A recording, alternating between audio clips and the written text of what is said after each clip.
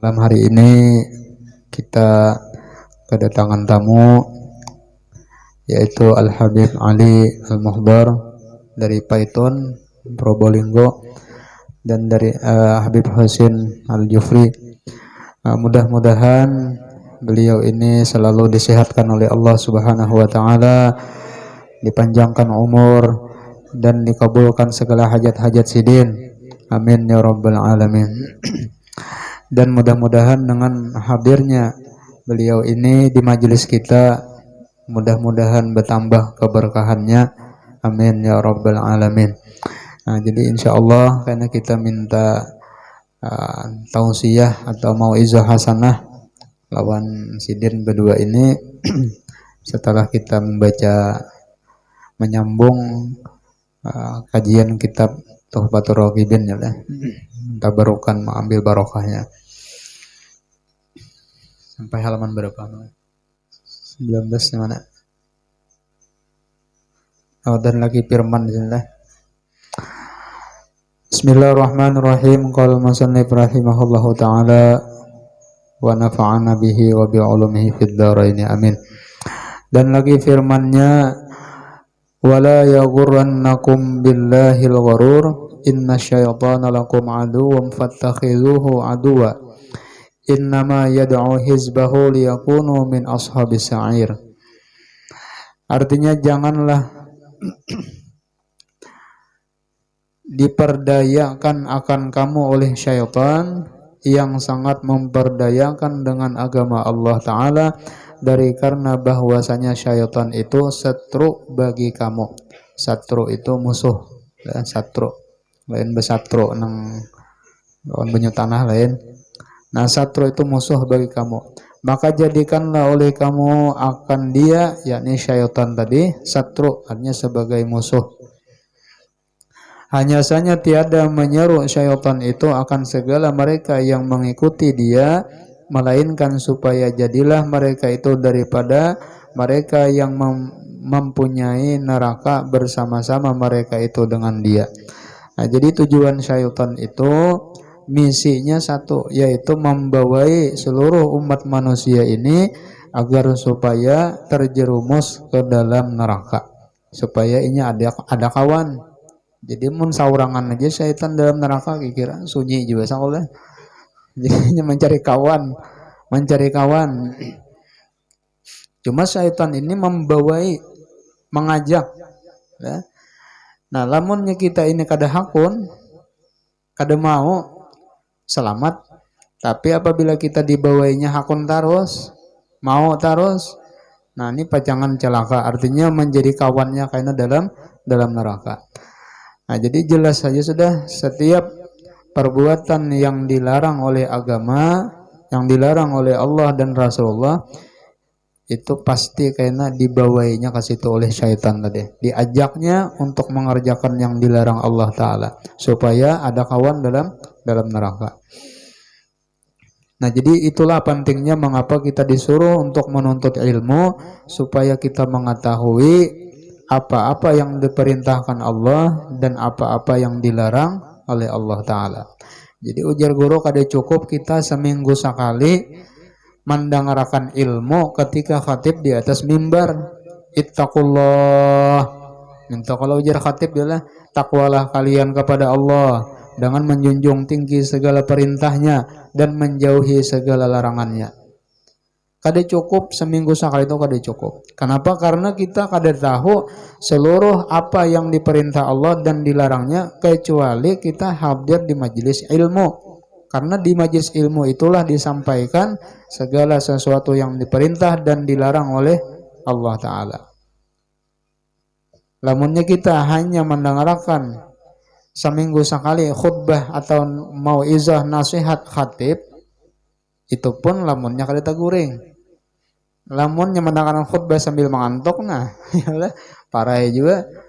Nah, jadi kita harus menuntut ke majelis ilmu supaya kita tahu mana yang hak, mana yang batil, mana yang diperintah, mana yang dilarang. Akibat jahil karena kita kada tahu, dikira diperintah Allah padahal dilarang. Lalu gawi banget, dikira dilarang padahal diperintah lalu ditinggalkan. Nah, ini akibat daripada jahil. Dikira boleh padahal kada boleh. Ini kisah Habib Muhammad SAW. Orangnya ahli ibadah orangnya, mengasingkan diri beribadah lawan Tuhan. Cuma inya sekadar abid tapi jahil. Tulak beribadah ke dalam hutan tapi membawa himar. Jadi bila syahwat naik, tutoynya himar tadi. Melulusakan nafsu ya lah. Betul ngatik tasbih pulang, berzikir pulang. Naik syahwat, tutoynya pulang. Nah, ini akibat beribadah tapi jahil lawan ilmu. Dikiranya boleh. Dikiranya kada apa-apa. Ya lah. Ini binatang juga aja. Lain manusia sama aja hukumnya, haram juga ya lah. Walau bahimatan. Bahimah itu binatang. Lain bahimat bahasa kita adalah tetap hukumnya haram juga. Cuman yang wajib mandi itu nang manusianya lah. Kalau kambingnya dibawa mandian kita jamming aja. Ini kan ada mukallaf. Nah, jadi hukumnya tetap haram. Nah, itu pentingnya hadir duduk di majelis ilmu tadi. Di antaranya apa? Niat agar supaya bisa mengamalkan ilmu, membuang kejahilan diri. Ya.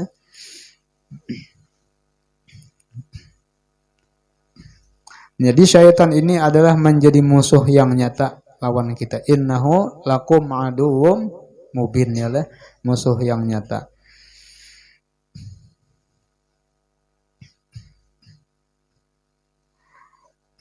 Jadi kayak apa caranya syaitan ini memperdaya umat manusia agar supaya maksiat kepada Allah, lalai kepada Allah.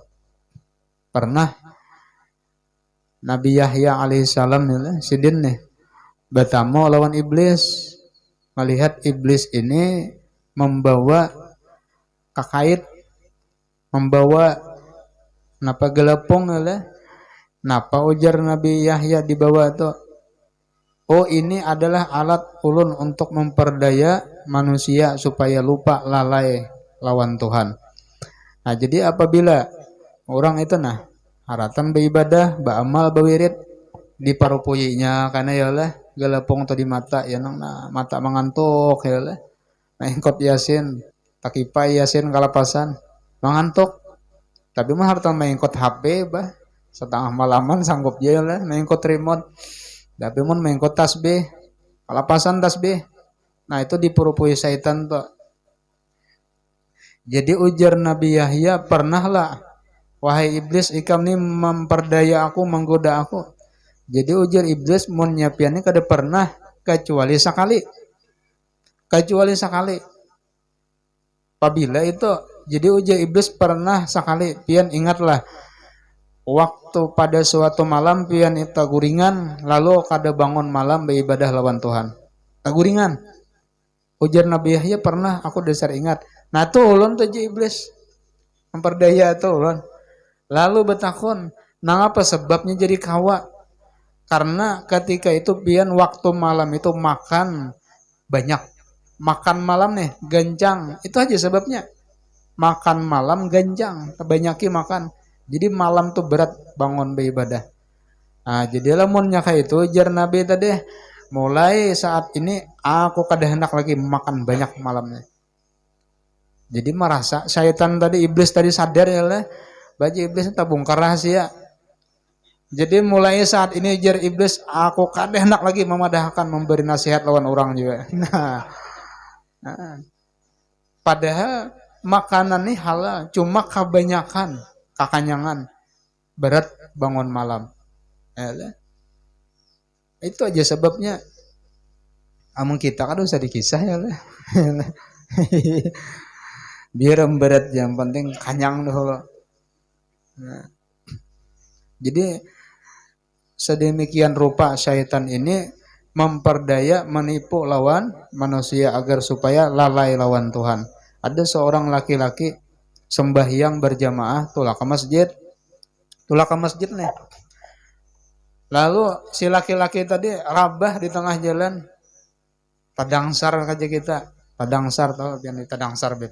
Ada tahu apa tadangsar. Nah, apa lah bahasa Indonesia yang tadangsar nih. Ah, terpeleset. Ya. Terserungkam kan namanya. Sama aja ya lah. Nah, rabah terpeleset. Nah. Lalu si laki-laki tadi kan jadi ke masjid, napa baju rigat, atau rigat kotor. Nah, bercampur orang biasa nih. Boleh besalin ke rumah, tulak pulang. Berjalan. Di tengah jalan sampai ke masjid, rabah pulang, bulik pulang. Pokoknya kada menyarah ya lah. Berganti baju tulak pulang. Mungkin kita sekali gini lah. Bah jamong kayak ini desa kada anunya sakoja ke masjid nih jangan. Hanya sekali ya lah. Nah, bayan yang ketiga kali ada orang tua menangkap menyambut si laki-laki tadi. Lalu si laki-laki tadi kada riget ya baju tadi. Nah, jadi betakun kan orang tua nih asing pian nih siapa? Jadi uji orang tua tadi, aku ini adalah iblis. Jujur ya lah iblis. Oh ya wayah aja bang. Jadi ujar si laki-laki tadi bingung. Kenapa jadi pian menangkap ulun nih nah? Menyelamatkan kada rigat awang. Padahal ini nak ke masjid, nak beribadah. Jadi uji iblis tahulah. Gara-gara ikam ini narabah. Maka dosa ikam habis diampuni Tuhan barataan. Itu yang pertama. Yang kedua, rabah pulang ikam tetap niat ke masjid. Dosa sakeluargaan habis diampuni Tuhan barataan. Uji iblis mempacang nang ketiga nih rabah. Sakampungan habis diampuni dosa. Yalah. Makanya aku tangkap. Nah, kada bungul-bungul iblis ya lah. Makanya aku tangkap jadi iblis. Nah, hanyar tahu ya Allah. Jadi iblis tuh pinanya aja menolong, membantu. Padahal di situ ada undang apa di balik bakwan ya lah. Nah, ada undang di balik apa batu. Nah, pinanya aja menolong. Ya, iblis tuh nya menggoda lawan manusia, menghalang-halangi untuk beribadah, bilenya kada kawa dipaksanya disuruhnya pulang.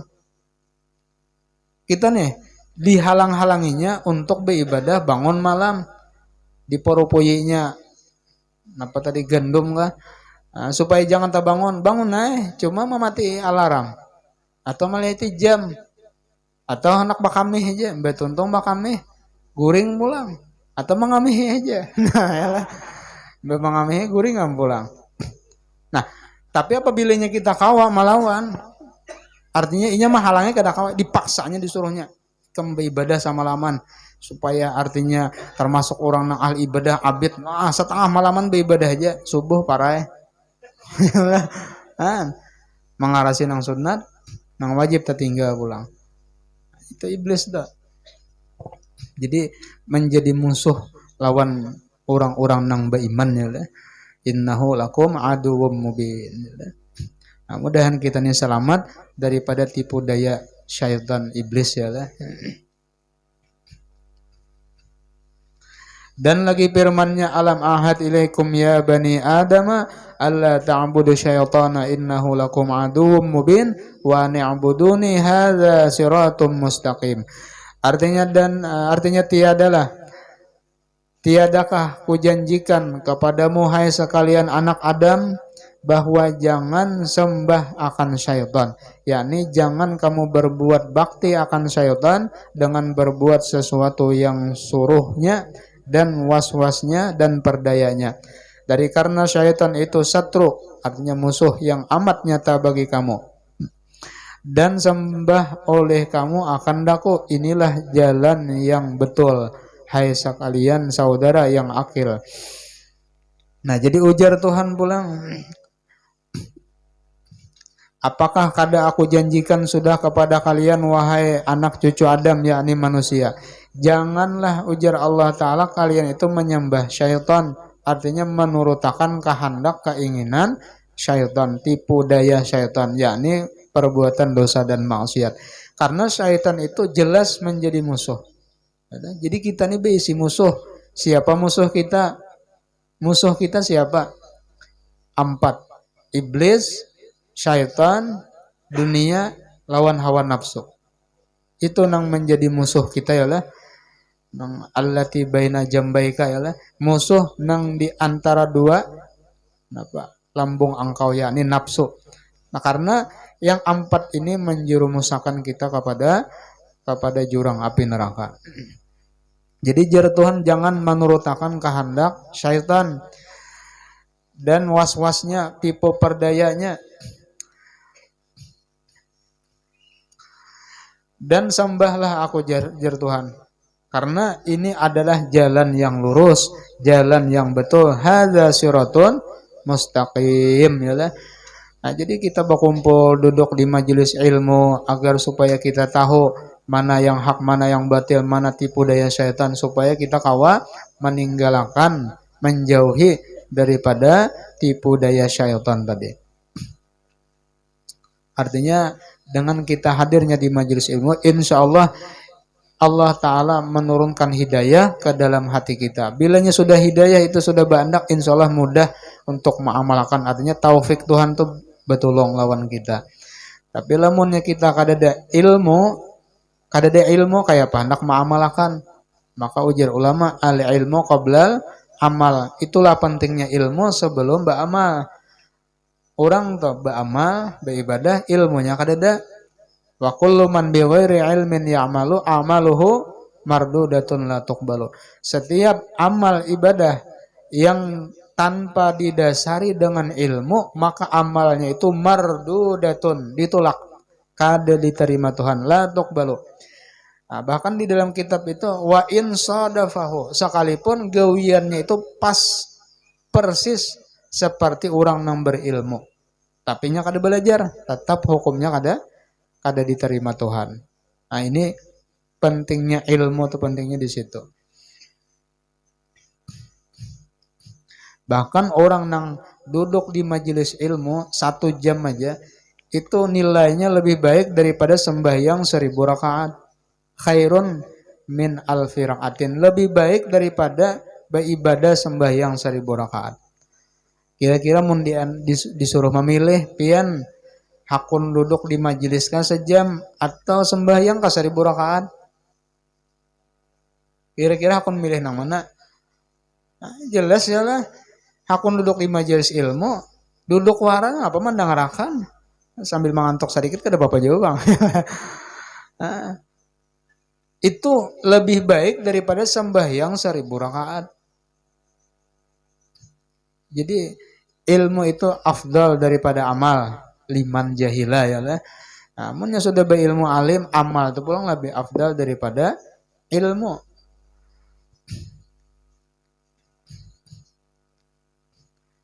Wa ni'buduni hadza siratal mustaqim, ini jar Tuhan adalah jalanku yang lurus. Turuti umpati ya lah. Insyaallah selamat berataan ya lah. Nah, kemudian hai sekalian saudara yang akil, nah ingat situlah kita satu madya. Kita sama-sama berataan mendengarkan mau'izah hasanah atau tausiah dari Habib Ali Al-Muhdar dan dari Habib Husin Al-Jufri. Tasarajin nama nakasidin berdua berdahulu oleh. Nah. Tasaraja sajen beimbai.